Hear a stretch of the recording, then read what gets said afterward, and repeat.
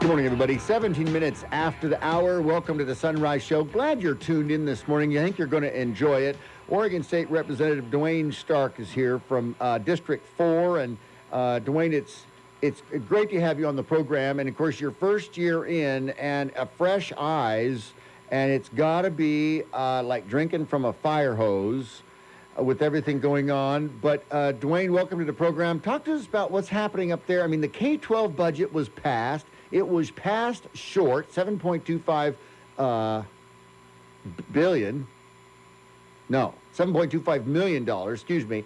And, no, it is $7.25 billion. Yeah, billion. Right. But yet they needed 7.6 or so, and it's short. And you just told me that the Democrats were saying, hey, we either want the kicker or we want higher corporate taxes. Is that right? That is right. And good morning, by the way. Thank you for having me on. Well, you bet. So, yeah, the floor debates, both on the House and the Senate side, you heard over and over both parties saying this is underfunding. And it was kind of funny. You talk to people, during the debates, you can duck into the break room for a couple minutes, and people said it felt like the Twilight Zone because the Republicans were saying, give them more money, and the Democrats were saying no. And so... Anyway, but the Democrat line was saying this was a minimum funding. They kept saying maybe by the end of session we will fund it more if things change. And that big if that we kept hearing on the floor was corporate, we need to tax the corporations. They need to pay their fair share. I mean, we kept hearing that over and over. And give us the Oregon State kicker. And they said, you give us those things, and we'll have $300 million to go ahead and pay into and increase this by the end of session. So I don't see that happening. We brought in more revenue than previous years, and all of a sudden, and we're funding less. That doesn't really make sense. Well, exactly. And you normally, just the standard operating procedure is Democrats truly want more money. Now they're going to get more if they get the tax on the corporate side. But it's interesting that it's going that way. And then you have to kind of back up a little bit and say, wait a minute, on top of everything else, the education, the Oregon Education Association, the unions, they are always looking for step increases and that 6%, cost of living wage increase. And, with personnel, I think that's probably why the K-12 budget is larger than it is every year. And then the Democrats don't want to give it to them like, okay, work more with less. Well, it really felt like, as far as party line-wise, it felt like positioning for continued negotiations to try to convince one of the Republicans to vote for tax increases.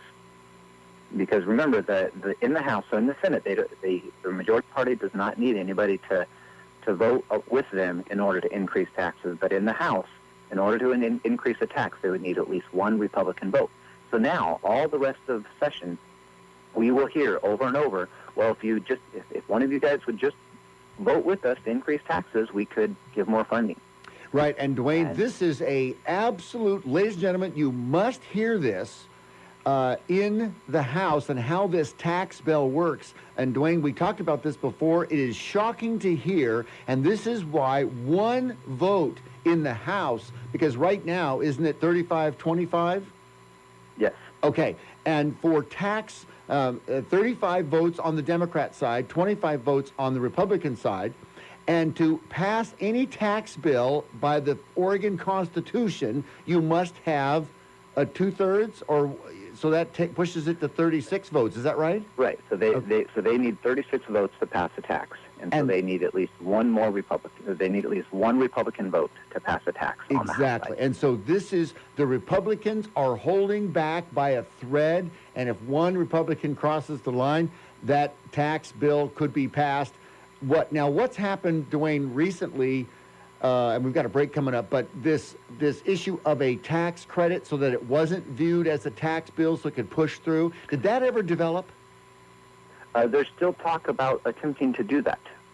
And so, so you want me to talk about it before the break? Well, I think we could. Go right in and jump in. So So in short, the idea and what we're being kind of threatened and hearing through the pipeline a little bit is that they would pass a bill that has some tax hikes, some tax increases in some areas, and in the same bill package have some tax credit. And therefore, it is considered revenue neutral and wouldn't need the extra the one Republican vote. But what happens is during that tax credit, they schedule it to expire. So as soon as that goes away, it would be a revenue increase. And so it's a way of basically saying, we're going to tax you in a year or two when this expires, and it will no longer be neutral, but we can pass it now without a Republican because officially it is neutral at this moment. So we're putting up a big fuss about that. Absolutely. And ladies and gentlemen, I tell you, this is almost criminal because it's a bait and switch. It's the ball and cup game. And it's nuts because the sunset clause would go away in a year or two, whatever the number of months they put on it. And after it's passed, no one's paying attention, then the tax comes around to bite you in the you-know-what. And you're thinking, and to go through and subvert the whole rule of the two-thirds vote to protect Oregonians against any tax that is not valued or voted on correctly. It's right. It's just an utter disregard for balance of power. Absolutely. And Oregonians, you need to just hear this and know, and that's why our representatives and our senators need your comments to call, write, send a letter, send an email, and those kind of things. Duane, we've got a quick break, and then let's come back. We've got Oregon State Representative Duane Stark on the program with us. He represents District 4, Central Point, and the northern part of Jackson County, and he's taken over for Dennis Richardson. Duane, it's great to have you on. We'll be continuing after the break. The Bloomberg Market Update is next, right here on News Radio 880. I'm Craig Froelich on the Sunrise Show. Getting into the meat and potatoes of it. You don't want to miss it. Back after this break. So get up. Top of the morning to you.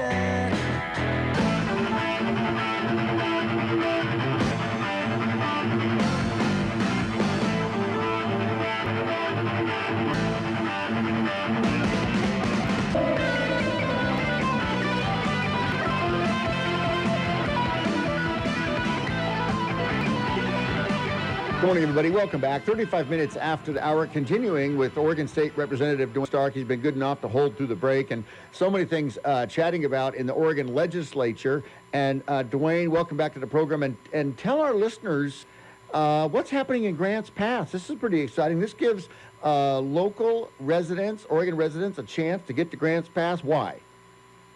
Yeah, so on Saturday at noon at the Grants Pass Performing Arts Center, we will have the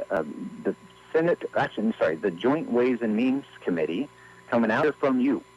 And it's so a reminder, Ways and Means are all the ones that figure out how we're going to pay for things and how, and anything that has a financial impact. Every bill that comes through that has any sort of, that costs anything, will go through these guys' committee. And so all the money stuff, all the budget stuff, this is the group that knows about it. And so it's a great opportunity to come out and be heard, and they'll be taking testimony from the community so that you can say what's important to you. Well, exactly. And the Ways and Means, the Oregon budget, they're basically in charge of that entire thing. Right. I mean, anything that's, like you said, anything that's over $50,000 that has a financial impact, it must go to Ways and Means so that they can pass that through. Right. And so it's a huge, huge committee. And, of course, now it's touring the state. Right, so Grants Pass, they'll be in Klamath Falls. Yep. They're not coming to Medford so much, but Saturday at noon, Grants High School, the Performing Arts Center, the PAC out there, great auditorium, by the way, Saturday at noon. And just to hear where Oregon money is going, or will there be a Q&A? How's the format? So to my understanding, there will be a little bit from those the representatives and senators that come to it. It might speak very minimal, and then the rest of the time is supposed to be basically a hearing or testimony from the public where the committee says, we want to hear from you what's important. So the whole purpose of it is so that our constituents can speak into the process. Well, the Ways and Means Committee is a joint committee, both from the Senate and the House, and it is massive. There just seems, there's a list an arm long of the folks, and Senator Alan Bates is a member, and then Peter Buck is a co-chair, along with Senator Richard Devlin, and then co-vice chairs Senator Betsy Johnson and Senator Jackie Winters. So along with everybody else, I'm trying to think. Let's see. Representative Gail Whitsitt is part of that committee. And who else from Southern Oregon? Let's see. Mike McLean. Mike McLean, right. So even though I'm not on the full committee, I'm on a subcommittee for Ways and Means, so I'll be there. And then Representative Carl Wilson out of Grants Pass will be there as well.